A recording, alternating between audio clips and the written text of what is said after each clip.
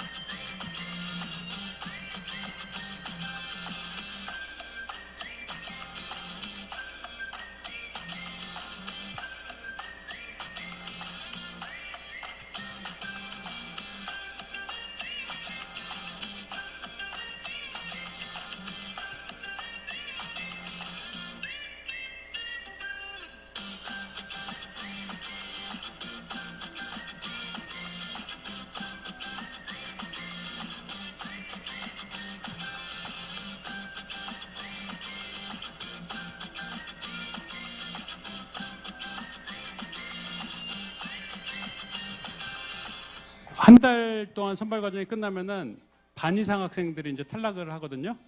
근데 탈락한 친구들도 되게 즐거운 것 같아요. 왜냐면은 자기가 특정 분야에 그렇게 열심히 해본 적이 거의 처음이고 전혀 다른 방식으로 배우는 게 가능하다는 걸 알게 되거든요. 그래서 떨어지건 붙건 할 거 없이 다들 엄청나게 배우는 시간이라고 생각하시면 되겠습니다. 사실 이런 교육 시스템은 프랑스의 에콜 포리투라는 데서 만들고요. 전 세계에 지금 30 몇 개 정도 학교가 똑같이 운영하고 있습니다. 같은 시스템으로 같은 커리큘럼으로. 다른 학교에 있는 학생들이랑 뭐 채널로 소통도 할 수 있는데 아직은 제한적이고요. 서로 동료로서 같이 프로젝트 하는 것도 아직은 셋업이 조금 덜 돼 있긴 합니다. 그게 이제 글로벌로 확장되는데 아직 초기이거든요. 취업 창업은 사실 우리가 취업 창업을 막 도와주고 취업을 무조건 시켜주고 전혀 그렇지 않아요. 회사들을 소개해줘요. 그리고 좋은 회사를 보는 눈을 가르쳐줘요. 그러면은 학생들이 꼭 엄마가 이름하는 그런 회사가 아니라 진짜 배울 수 있는 회사로 가는 게 중요한데요. 소프트웨어 동네는 모든 회사가 한 직장처럼 돌아요. 평생 직장은 없어진 지 진짜 오래됐고요. 학력에 관심이 없고요. 그 다음에 A라는 회사에 들어가서 한 몇 년 있으면요. B라는 회사로 옮겨요. 여러분들이 생각하면은 이제 네이버나 카카오나 이런 좋은 회사에 가면은 평생 거기 있을 것 같죠? 거기서 월급이 많고 복지도 좋고 다 좋아도 지금은 많은 사람들은 거기 몇 년 있다가요. 월급이 깎여도 작은 회사로 옮겨요. 왜냐면은 새로운 기술을 배우는 게 되게 중요하거든요. 그리고 호기심도 있고. 그 다음에 이런 큰 회사는 사람이 많이 필요하기 때문에 내 기술이 있으면은 언제나 손들면 들어갈 수 있어요. 그리고 어떤 회사도 면접을 할 때 또 서류를 볼 때 너 어느 학교 나왔니 물어보지 않아요. 그런 영역이 있어요. 연구 영역. 예를 들어 인공지능의 핵심 연구를 해야 되는 부서, 이런 데는 얘가 오랫동안 연구를 해왔고 어떤 부분에 특화돼 있고 수학을 정말 잘하는지도 확인해야 되고 하는 그런 특별한 부서들이 있지만, 보통 개발자들 동네에서는요 학력을 물어보지 않아요. 이제는 관심이 없어요. 야, 넌 뭐 해봤니? 어떤 기술을 아니? 어떻게 배우는 아이니? 이거 배울 때 어떤 문제가 있었는데 그 문제를 해결한 절차를 한번 얘기해봐. 그럼 이 사람이 어떻게 협업을 하고 어떻게 배웠는지를 알거든요. 그게 잘 되면 되는 거예요. 그리고 이 문제를 풀어봐. 아주 현실적인 취업이 있는 곳입니다. 우리가 주장하고 있는 거는 이런 거예요. 공부 열심히 하는 거는 누구나 다 할 수 있어요. 근데 옆에서 헤매고 있을 때 얘를 도와주고 같이 가는 거를 배우는 게 너무나 중요하다는 거죠. 여기는 절차적인 부분인데, 우리가 학생을 선발하는 과정은 이렇게 해요. 온라인 테스트를 해요. 이거는 누구나 할 수 있어요. 여러분도 지금 들어가서 하실 수 있고요. 온라인 테스트는 합격할 때까지 보는 거예요. 시험을 보고 나면은 이틀 후에 통보가 와요. 떨어졌다 붙었다. 떨어졌으면 다시 보면 돼요. 온라인이니까. 옆에서 도와주면 안 되겠죠. 그 다음에는 전부 선착순이에요. 온라인 시험에 합격한 사람 대상으로 진짜 올 의사가 있는지를 확인하는 과정이 체크인 미팅이라는 건데, 저거를 선착순으로 한 달에 한 번 정도씩 받아요. 그러면은 여기 이제 내가 진짜 올 의사가 있는 사람으로 확인된 사람들한테 실제 한 달짜리 선발 과정이 열릴 때 메일이 가요. 요때 신청을 받으니까 선착순으로 접수하세요. 올해까지는 보면은 저 선착순 접수가 대개 1분 이내에 끝났어요. 지금 대기하는 사람이 몇천 명쯤 되거든요. 그래서 사람이 아직은 되게 많아요. 저 체크인 미팅은 이제 여유가 있기 때문에 그렇게 지금은 경쟁률이 높지 않은데요. 이 1개월 선발 과정, 여기에는 지금은 아직도 경쟁률이 꽤 높습니다. 그래서 1개월이 끝나고 나면은 본 과정에 들어와 가지고 최대 23개월 동안 저희가 지원을 해주고, 아마 앞으로는 그 이후에도 100만 원씩 지원금을 주진 않지만 계속 시스템을 쓸 수 있게는 해줄 것 같아요. 그 온라인 테스트는 어떻게 생겼냐면은 이런 메모리 테스트가 있어요. 이거는 뒤집기 게임이고요. 아주 짧은 메모리 게임이고요. 그 다음에 이제 이게 본 게임인데 논리력 테스트입니다. 코딩이랑 하당에 상관이 없고요. 코딩이랑 뭐 잘 생각해보면 비슷한 면도 있는데, 문제를 그냥 보여주고 어떻게 하라라는 설명을 하지 않아요. 자기가 이 아래 버튼이 있는데 이 버튼을 이렇게 눌러가면서 얘가 무슨 문제인지 깨닫는 것부터 하는 거예요. 그럼 첫 번째 되게 쉬운 문제가 나가는데 거기서 한 15분, 20분 써요, 보통 사람들은. 그래서 문제가 이거구나 라는 거 알고 풀면은 이제 점점 어려운 문제로 나가게 돼요. 완전 재밌어요. 우리 홈페이지에 들어가가지고 그 지원을 하시면은 되고, 올해는 매달 이제 신분 확인하는 일정이 있고, 1개월 집중 교육이라는 게 1월부터 교육기간이 이렇게 해서 한 7번 정도 하지 않을까 생각을 합니다. 이거는 예상인데 실제 거의 비슷하게 할 거예요. 이걸 하기 위해서는 요 1개월 교육이 시작되는 날, 요 날 고졸 이상이거나는 뭐냐면은 검정고시를 봐서 검정고시 보면 고졸 자격증이 나오는 거죠. 그러니까 저 시작 시점에 고졸이거나 아니면은 성인이거나 면은 누구나 돼요. 그래서 우리 학생 중에 제일 어린 친구는 16살짜리 있고요. 제일 나이가 많으신 분은 58년생 한 분 계세요. 그 다음에 가정주부 여러 명 있고요. 고등학교 졸업하고 온 친구가 지금 한 30명 조금 넘는 것 같아요. 대부분은 대학생이에요. 이제 다른 전공 대학생이 반쯤 되고요. 그래서 한 해 500명씩 뽑는데 내년에는 750명을 뽑을 수 있을 것 같고, 정부에서 100만 원씩 처음 한 달 더하기 23개월에서 24개월 동안 100만 원씩 지원해주고, 중간에 인턴을 가게 되면 회사에서 인턴한테도 월급을 주거든요. 그 기간은 당연히 안 주겠죠. 이게 저희 소개입니다. 홈페이지 들어가면 자세한 내용이 있고요. 우리 시간이 거의 다 됐는데 여러분들이 저한테 보내주신 질문이 있어요. 그 질문에 제가 대답을 잘 하기 위해서 슬라이드를 만들어 왔습니다.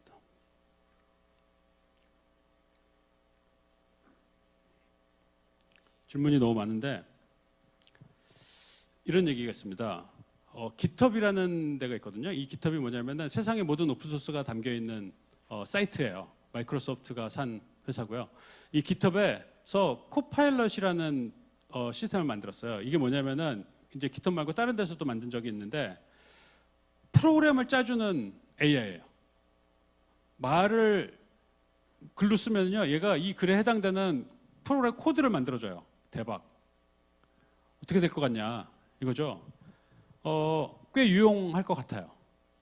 근데 아주 제한적으로만 사용될 것 같고요. 소프트웨어 개발자가 이것 때문에 대치되거나 하지는 않을 것 같아요. 그러니까 아주 기계적인 부분이 있거든요. 테스트 코드나 이런 부분들은 꽤 도움이 돼서 소프트웨어 개발자들이 일을 할 때 생산성을 높이는데 큰 도움이 될 것 같아요. 마치 우리가 일을 할 때 엑셀도 쓰고 하는 것처럼. 그러니까 원래 하던 일은 열심히 하면 되고요. 열심히 하던 일 중에 귀찮고 번거로웠던 일들을 이런 AI가 도움을 주는데 소프트웨어 개발 영역에도 분명히 이게 동작하고 요즘에는 애초에 소프트웨어 개발이 완전히 필요 없고 데이터가 잘 정의되어 있기만 하면은 모든 인공지능 과정을 한 줄의 코딩도 없이 하는 그런 툴도 많이 팝니다. 그걸 쓰면은 데이터만 이해할 수 있으면은 결과를 낼 수 있어요. 이게 이제 엑셀을 써서 우리가 차트 그리는 거랑 똑같은 거죠. 옛날에는 생각도 못 했는데 데이터를 집어넣으면은 그림이 나와. 이런 것처럼 데이터를 집어넣으면 어떤 인사이트 된 결과가 나오는 이런 툴들이 많이 있습니다. 그럼에도 불구하고 그런 툴을 만드는 사람도 필요하고 세상에 데이터가 엄청나게 많고 모든 문제가 해결돼야 되기 때문에 소프트웨어 개발자는 영원히 필요하게 돼요. 뿌리2에 관한 질문들이 여러 개 있는데 짝대기 근거는 뭐 아까 설명을 좀 한 거고요. 비전이나 목표는 코딩을 배울 기회가 없었던 사람들한테 소프트웨어 역량을 키워주는 게 비전이에요. 특히 우리 이노베이션 아카데미는 소프트웨어를 내가 개발 역량을 가지고 세상을 바꾸는 경험을 하는 거를 비전 목표로 갖고 있습니다. 이런 시스템이 필요한 이유는요. 한국에도 만들고 한 이유가 소프트웨어 개발자가 부족하기 때문이에요. 여태까지 소프트웨어 개발을 배우려면 대학에서 배워야 됐잖아요. 아니면 학원에서 배워야 되는데 그런 시스템은 선생님 한 명이 키울 수 있는 개발자가 몇 명 안 돼요. 근데 이런 동료학습 시스템은 몇백 명이 한꺼번에 막 키워져요. 그래서 엄청나게 효율이 좋아요. 그리고 배움의 품질도 나쁘지 않아요. 그래서 좋은 개발자를 대량으로 양성할 수 있는 방식이기 때문에 이런 시스템을 도입해서 하고 있는 겁니다. 배우는 거에 관한 질문은 아까 이제 우리가 배울 때 어떻게 해야 된다는 얘기 있잖아요. 거기 대부분 다 녹아 있어요. 코딩을 하고 싶은데 뭘 해야 돼요? 헬로 월드 한 다음에요. 유튜브 보시고요. 책 뚜껑 사서 배구 자고요. 그 다음에 뭐 하나 카피해서 컷앤페이스트 보여주고요. 그거를 그냥 하시면 돼요. 책으로 배우면 책만 보고 배우면요. 안 돼요. 나중에 책 다 띈 다음에 할 수 있는 게 없다는 걸 알게 돼요. 공부와 코딩의 장단점. 코딩이 다른 게 아니라고 그랬잖아요. 여러분들이 코딩을 소프트웨어 개발을 전공으로 하시겠다 그러면은 그쪽 분야의 공부를 많이 하시면 되고요. 다른 걸 하신다고 해도 코딩을 조금 배우는 게 저는 당연하다고 생각을 해요. 왜냐하면은 여러분의 많은 문제들을 소프트웨어가 쉽게 해결해 줘요. 세상의 문제를 옛날에는 종이로 써서 머리로 고민하고 그랬는데요. 지금은 그런 고민을 다 남들이 다 해놨어요. 파이썬 같은 걸 배우면요. 엄청나게 많은 사회적인 문제들, 과학적인 문제들이 다 풀어져서 라이브러리로 돼 있어요. 그래서 그걸 이용해서 여러분들이 발견하는 새로운 데이터, 새로운 문제를 그걸로 해결하시면 돼요. 장단점은 뻔하죠. 코딩을 잘하면은 내가 원래 하던 일을 훨씬 더 잘하게 돼요. 그래서 이 질문이 왜 중요한지 모르겠는데 어디에 시간을 써야 되냐? 수학이냐 독서냐? 둘 다 해야 되죠. 수학이 재밌으면 수학을 많이 하시고요. 책이 잘 읽히면 책을 많이 읽으시면 돼요. 언제부터 전공 분야에 대해 공부하는 게 좋은지 궁금해요? 지금부터 하시는 거예요. 전공 분야라는 게 대학에 가서 뭐 이런 거 아니에요. 내가 어떤 분야에 관심 있으면요, 그 관심 있는 영역에 뭐 잡지도 보고 또 그 관심 있는 영역에 사람을 찾아가서 만나기도 하고 진짜 뭔지를 알아내는 과정이 그 분야의 공부를 하는 거잖아요. 거기서 연구를 하고 책을 보고 시험을 보고 이게 아니고, 그래서 그 작업을 계속 하시고 나서 공부는 책 읽어서 지금 생각하는 여러분의 공부는 언제든지 할 수 있어요.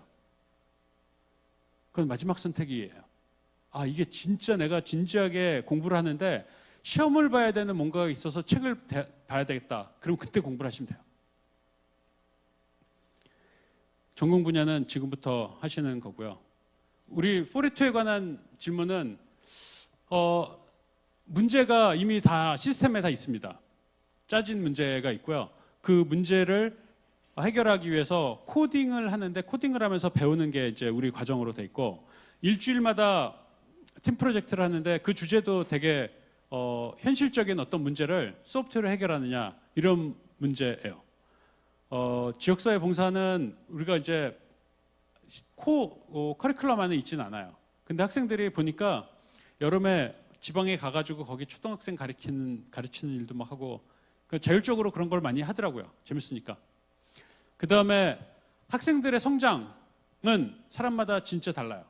우리 학생들 중에 반 정도는 코딩을 대학에서 조금 공부했건 많이 공부한 친구고요. 반은 문과 반, 이과 반 정도 되거든요. 그 코딩을 이 중에 한 3분의 1 정도는 한 번도 안 해본 친구예요.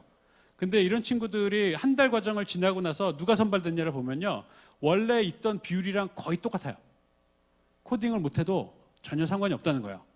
선발 과정이라는 게 학습하는 방법을 확인하는 거거든요. 그래서 첫 번째 시험과 마지막 시험에 학생들이 분명히 성장을 하고요. 그 잘 성장한 친구들이 본과정에 들어오게 되는 거예요. 시험은 다른 시험이랑 별 차이 없어요. 근데 그 시험이 가나다라가 아니라 문제를 주고 이 문제를 코드로 만드는 시험이에요. 그래서 시험을 매주 금요일 날 보는데 1, 2, 3주는 4시간씩 보고요. 마지막 주에는 8시간짜리 시험을 봐요.